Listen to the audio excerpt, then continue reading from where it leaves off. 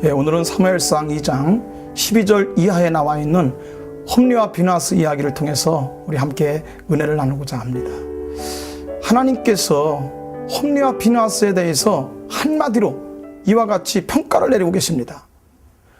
홈리와 비나스는 사무엘상 2장 13절 말씀에 여호와를 알지 아니하였으므로 불량자였더라, 이렇게 한마디로 평가를 하고 있습니다. 하나님께서 홈리와 비나스를 평가할 때 불량자라는 것입니다.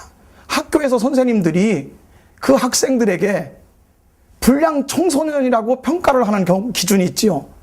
학생들에게 불량 청소년이라고 하는 그 이유는 수업 시간에 빼먹기 때문에 그렇습니다.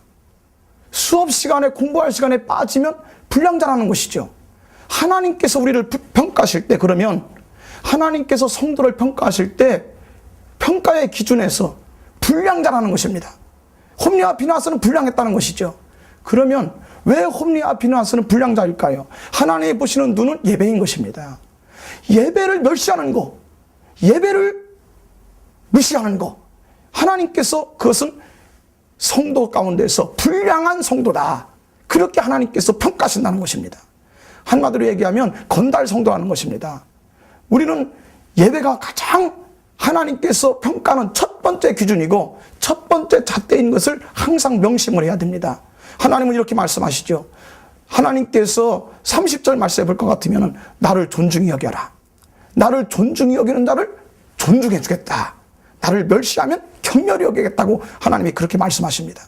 예배를 잘 드리면 하나님께서 존귀한 자로 만들어 주십니다. 하나님께서 말이죠, 이스라엘 백성들이 탈출시킬 때 그들은 어떤 백성이었냐면 그들은 식민지 노예였습니다. 노예를 탈출시키신 것입니다. 그런데 노예를 탈출시키면서 하나님 계속 말씀하십니다.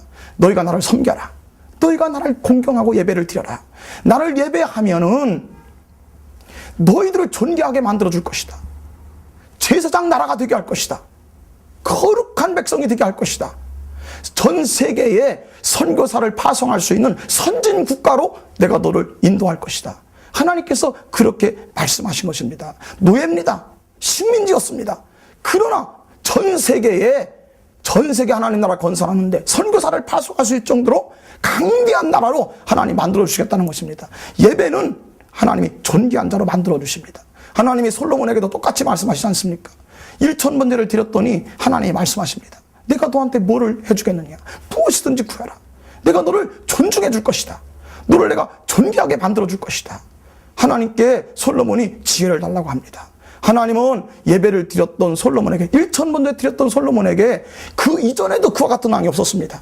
그 이후에도 그와 같은 왕이 없을 만큼 하나님께서 그렇게 솔로몬에게 축복하셨던 것입니다. 예배가 중요한 것입니다.